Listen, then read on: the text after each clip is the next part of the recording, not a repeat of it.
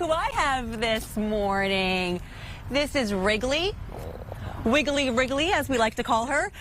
There's so many amazing things about puppies. Puppy kisses, all the energy. One thing not so great about puppies, the accidents that they have. So we are talking about potty training your puppy this morning. Amy Weeks is with us. Good morning. Thanks for being here with us. Absolutely. Thanks for having me. And Wrigley. And Wrigley.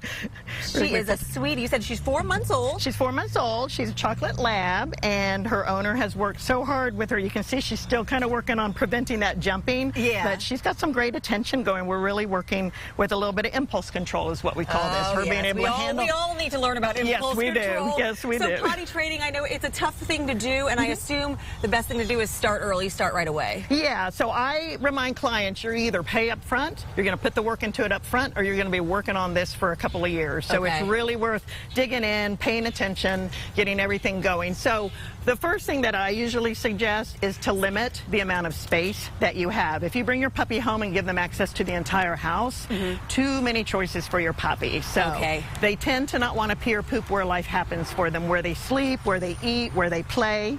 So we want to limit it by using a crate or a crate puppy training. pen. Right, exactly. From personal experience, it is just so hard and kind of heartbreaking when you have your puppy in there and it's just crying and whining. Yeah. But don't take it out. Keep your dog in there. Well, it should be, you need to build up your puppy's ability to be able to handle being in there for longer and longer periods of time. Okay. So it's really just used as a containment center so that they can't wander off somewhere and pee somewhere. Yeah. So if it's used in the right and correct manner, it's not abusive. It, of course, like any tool, can be abusive if it's overused, if they're in there all day long. Yeah. Okay. So, another tip? Or two? Yeah, we want to also limit or control the food and water that your puppy gets. So they should be fed on a schedule, right? What goes in comes out. Yes. And so we want to know what goes in, when it goes in, so that we can kind of schedule, you know, when we need to take them out. I suggest using or writing everything down and keeping a puppy potty journal as well. And if you write if you write everything down over the course of 4 or 5 days, you'll start to see a pattern emerge. Okay. That's going to help you set up a schedule that's going to work for your life as well as your puppy's life. And I thought it was interesting, one of your tips is to designate a specific potty area if you have a big backyard. Absolutely, right. So you're going to want to pick an area outside. You're going to want to either carry your puppy out there, hook them to a leash, and take them over to that area. Hang out in there until they go pee or poop.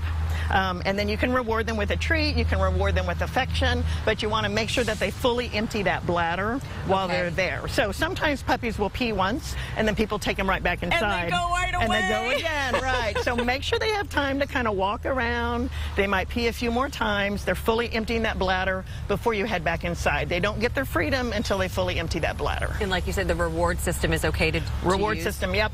You can put it on a cue, actually, when they're in the midst of going potty. You can say, hurry up, or go pee. You're going to reward immediately after they go, so they realize, oh, that's what I'm getting paid for. I'm getting paid for this. The human likes me to go here, so. Like Wrigley, she knows if she sits, she's going to get a treat.